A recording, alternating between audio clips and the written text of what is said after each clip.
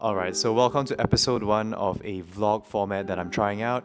I don't know if anyone's going to be interested enough to watch this, but I guess if anything, this is going to serve as a sort of like a diary of sorts for my life.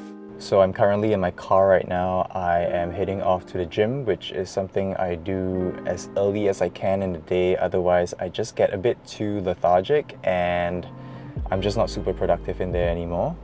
And I go to the gym pretty often. I'd say I average about maybe 5 to 6 times a week. You know, I'm in my mid-30s now, and I can honestly tell you that it doesn't get any easier, especially in the last 2 years. I gotta say, I think my body has really, I don't know, slowed down a little bit. I don't recover as fast as I used to, but I think for me now, I'm not chasing anything. I'm just kind of trying to maintain what I am and what I have.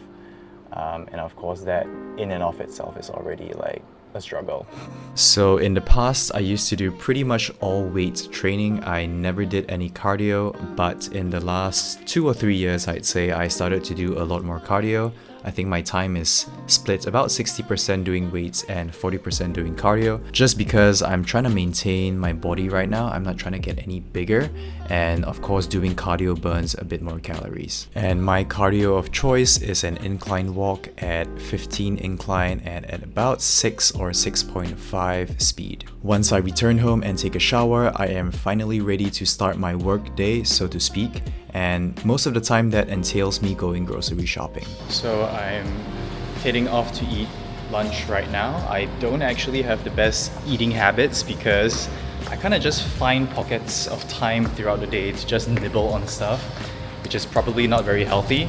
But I'm about to head to a hawker center, so let's see what they have. I ended up getting bak chor mee on this day, which is kind of like a minced pork noodle. In my family, we usually eat rice at home, and because of that, I think every time I eat out, I tend to look for noodles, just so it feels a bit more special. As you can tell, I usually skip breakfast. Now into the office/kitchen. This is where I shoot all my food content, and as you can see, I shoot all of it usually by myself, and this can be a huge pain, but I've sort of figured out a system that really works for me.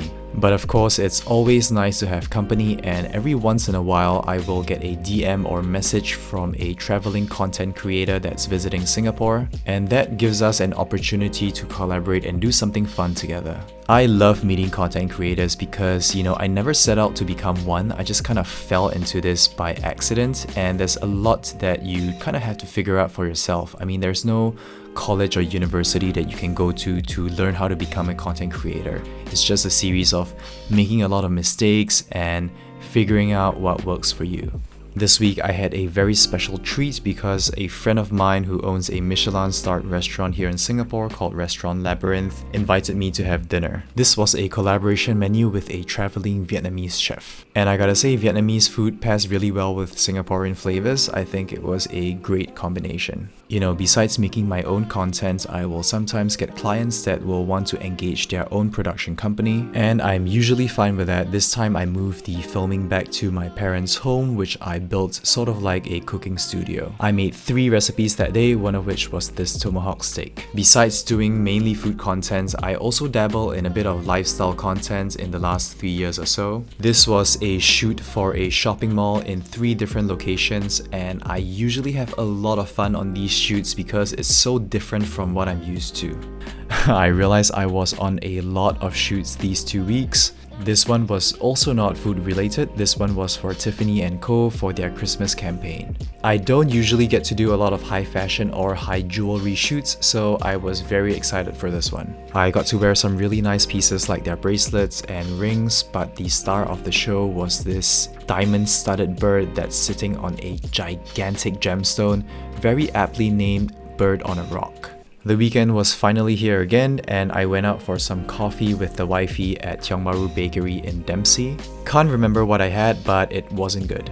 I do love this place though. It's quite rare to be surrounded by greenery in Singapore, and once in a while you do get visited by some little friends. Weekends usually mean visiting my parents for dinner. Because we're planning to do a bit of renovation in the house, every time we go back now we are constantly discussing and measuring things.